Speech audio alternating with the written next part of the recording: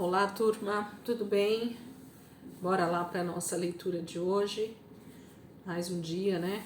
Vamos continuar aqui. Essa semana a gente tem profeta Isaías, profeta Oséias, né? A gente vai continuar aí dentro de Crônicas, Reis, Salmos. A gente tem bastante coisa essa semana para desfrutar aqui dentro da palavra, né? Vamos orar, entregar esse momento para o Senhor e já começar. Jesus, muito obrigada por mais esse dia, por essa semana que está se iniciando aí, Senhor. Nós te louvamos e te agradecemos pelo privilégio que o Senhor tem nos dado, pela honra, Senhor, que é estar contigo com a palavra, que é poder meditar nela, Senhor, é poder desfrutar desse tempo de comunhão com o teu Espírito Santo. Obrigada, Jesus, por aquilo que o Senhor está fazendo em nós e através de nós. Eu te louvo, Senhor, te agradeço por tanto benefício, Senhor, que o Senhor tem me feito. Obrigada, Espírito Santo. Amém. Amém, queridos. Hoje é a semana 30, né? Dia 2. Nós estamos na terça-feira, dia 18 de julho. E a gente vai continuar dentro do livro de Isaías, né? Do profeta Isaías. Nós vamos do capítulo 18 até o 22. Isaías, ele tem esse misto, né? De profecias messiânicas a respeito da primeira vinda de Jesus, mas ele tem também um pouco de profecia a respeito das outras nações, a respeito tanto de Jerusalém, do Reino do Norte, quanto do Reino do Sul, né? Judá, Jerusalém, depois Samaria. Então, ele vai tendo esse mesclado de profecias onde o Senhor vai falando e ele vai então escrevendo e deixando registrado aqui pra gente a respeito de várias situações, inclusive até sobre a escatologia, né? Então, alguns textos do profeta Isaías falam do tempo do fim, inclusive. Então, é um profeta muito completo no seu tempo a respeito daquilo que ele está deixando aí escrito para aquele tempo e para nós hoje. Capítulo 18 diz assim: Ai da terra que fica além do alto Nilo, a terra onde há muitos gafanhotos. Esse país nos manda embaixadores em navios feitos de junco, descendo o rio Nilo. Os seus mensageiros vão voltar depressa para você. Terra de homens altos e escuros, povo agressivo e de fala estranha, nação conquistadora, país que é dividido pelos rios. Quando a bandeira de guerra tremular sobre a montanha, todos os povos do mundo devem prestar atenção. Quando soar a trombeta, todos devem ouvir. Assim diz o Senhor: do meu lar, onde moro, ficarei olhando, quieto, como um dia de verão ou como uma deliciosa manhã de outono na época da colheita. Antes da colheita, quando as flores derem lugar aos frutos e as uvas começarem a ficar maduras, ele cortará os brotos com a foice e tirará os galhos que cresceram demais e os lançará fora. Serão todos entregues aos corvos das montanhas no verão e às feras no inverno. Quando isso acontecer, vocês, povo de homens altos e pele escura, povo respeitado em todo o mundo, nação conquistadora, país dividido pelos rios, sim, vocês mandarão presentes ao Senhor Todo-Poderoso em Jerusalém, a cidade onde o Senhor Todo-Poderoso colocou o seu nome.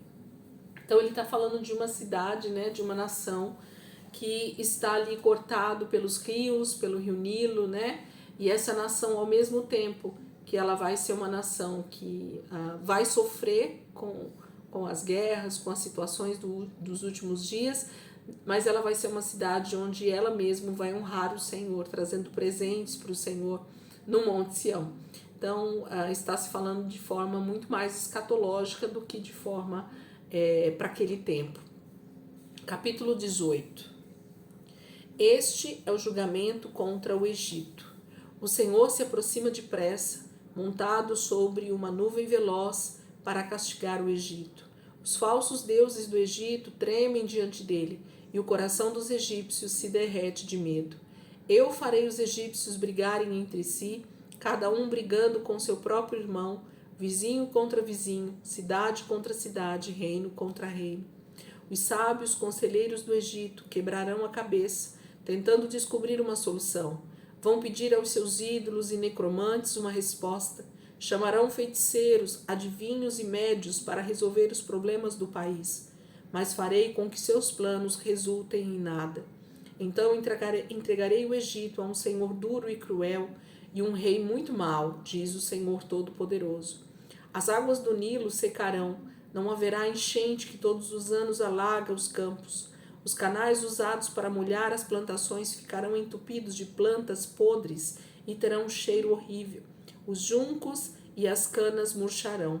Toda a terra fértil junto ao rio secará até virar pó e ser carregado pelo vento. Todas as plantações secarão e desaparecerão. Os pescadores do Nilo vão chorar, sem trabalho e sem comida. Os que usam anzóis e os que jogam redes vão ficar na miséria. Os tecelões que faziam roupas de linho e algodão perderão tudo porque as colheitas foram destruídas. Todos vão sofrer com a desgraça do país. Os ricos perderão suas fortunas e os trabalhadores passarão necessidade.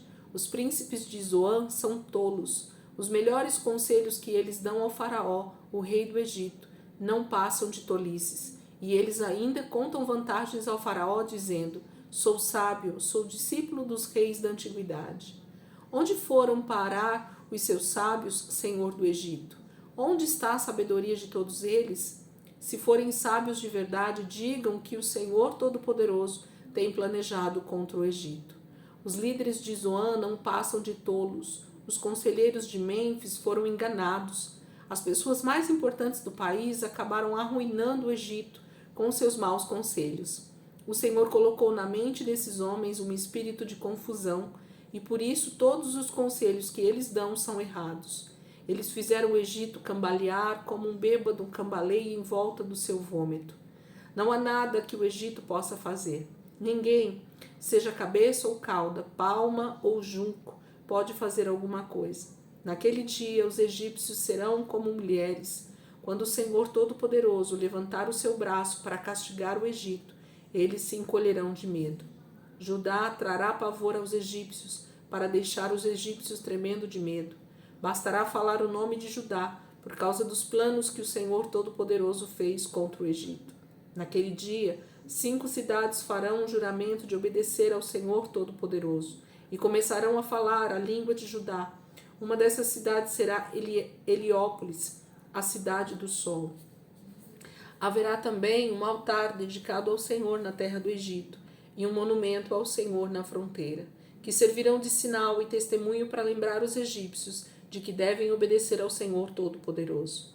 Quando estiverem sendo maltratados por outros povos, eles pedirão ajuda ao Senhor, e ele mandará um salvador e defensor que livrará o povo egípcio.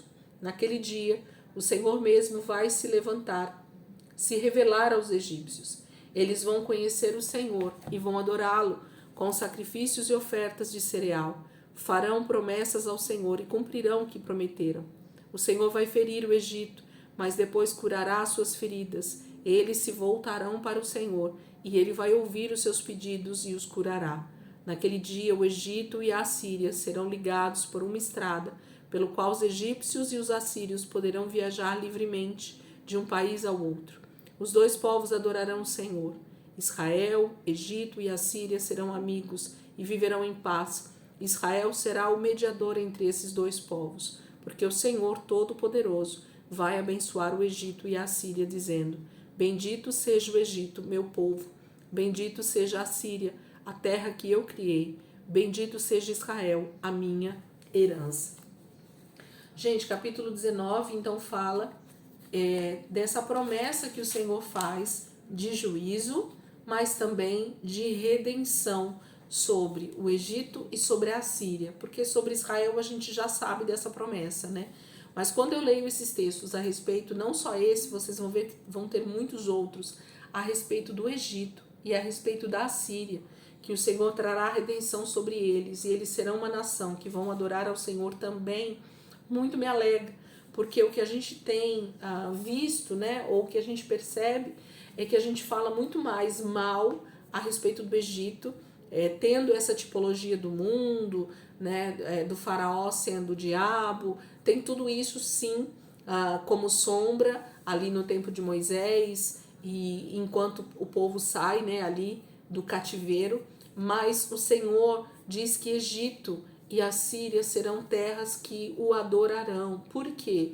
Porque o Egito fala da descendência de Cã, e muitos deles vão se voltar para o Senhor nos últimos dias, né? A terra será totalmente restaurada. Os assírios a mesma coisa, são também descendência de filhos de Noé, né? De netos, bisnetos de Noé. Então nós temos promessa de redenção para todas as nações, inclusive aquelas que a gente acha que não vai ter jeito. Isaías deixa muito claro aqui para nós o Senhor profetizando que trará juízo sobre essas nações, mas também redenção. Amém? Capítulo 20. No ano em que o exército de Sargom, o rei da Síria, comandado por Tartã, conquistou a cidade de Asdod na Filístia, o Senhor falou por meio de Isaías, filho de Amós, dizendo: tire o pano de saco do corpo e as sandálias dos pés. Isaías fez exatamente o que o Senhor tinha mandado e passou a andar nu e descalço.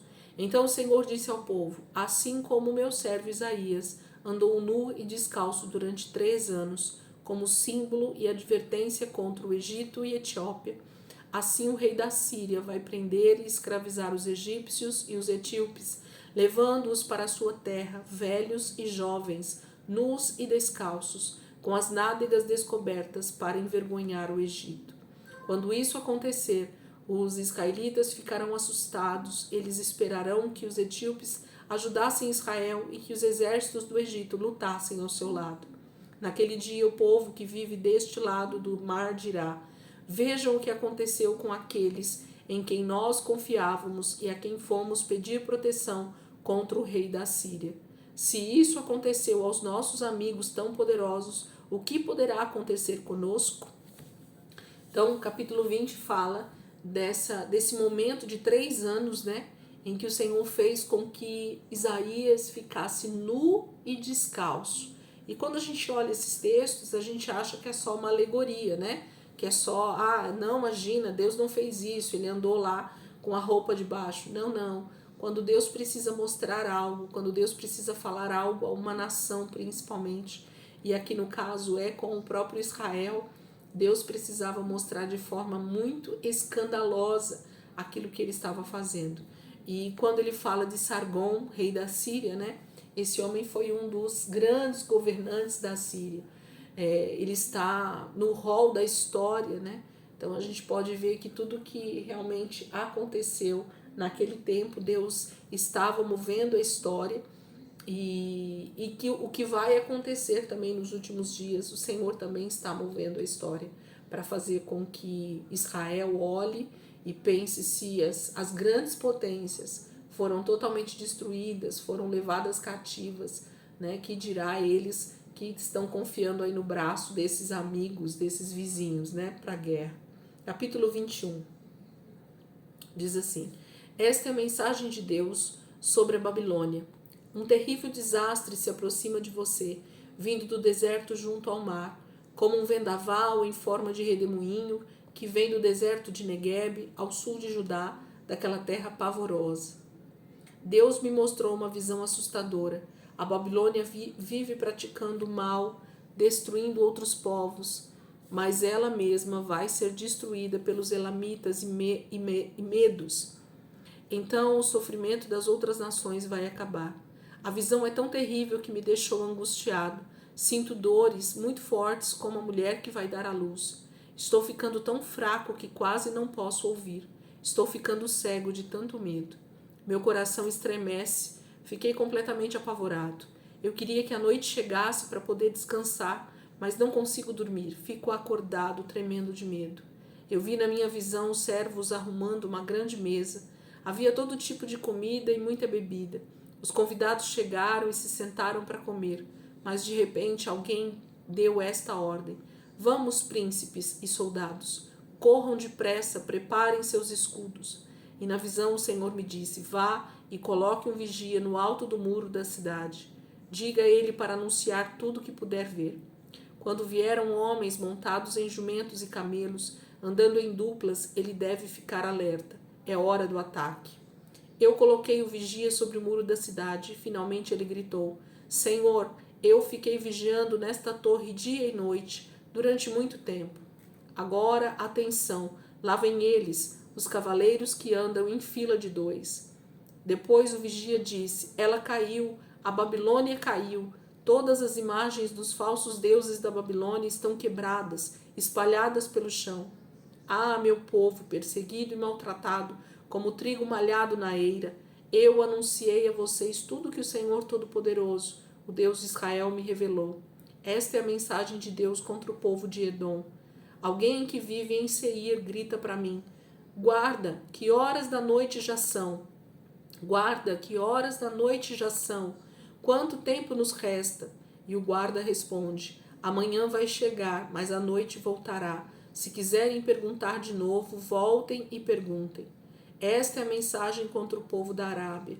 Dedanitas, vocês que viajam em caravanas, que se escondem nos bosques da Arábia, tragam água para os sedentos. Povo de Temã, tragam comida para os fugitivos.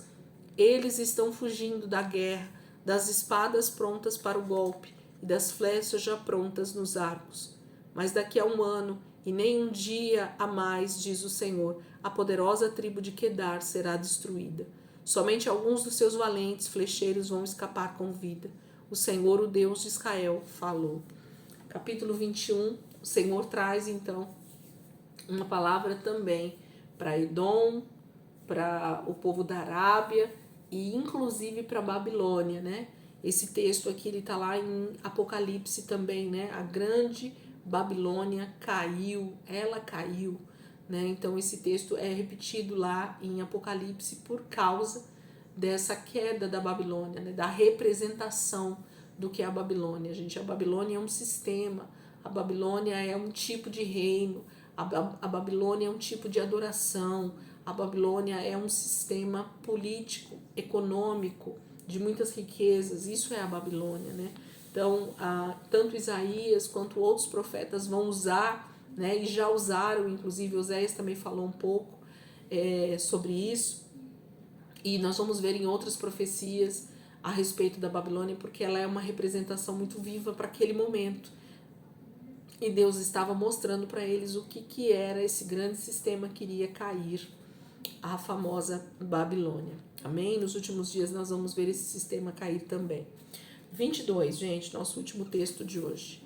Este é o julgamento de Deus contra Jerusalém. O que está acontecendo? Por que estão todos subindo para os terraços? O que estão querendo ver? A cidade virou uma grande confusão. O que acontece com esta cidade movimentada e alegre? Há cadáveres espalhados por toda parte. E toda essa gente não morreu na guerra. Todas as autoridades de Jerusalém estão fugindo, entregando-se ao inimigo sem lutar. Os que tentaram fugir foram apanhados e estão presos. Por isso tudo eu peço, deixem-me sozinho, deixem-me chorar amargamente. Não tentem me consolar por causa da destruição do meu povo, pois o soberano, o Senhor Todo-Poderoso, enviou um dia de muito sofrimento, confusão e derrota no Vale da Visão.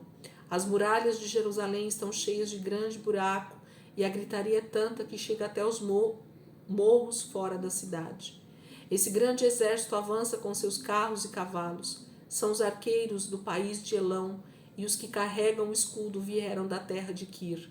Os vales férteis de Judá ficaram cheios de carros de guerra. A cavalaria inimiga tomou posição junto às portas das cidades. A terra de Judá está indefesa diante do inimigo.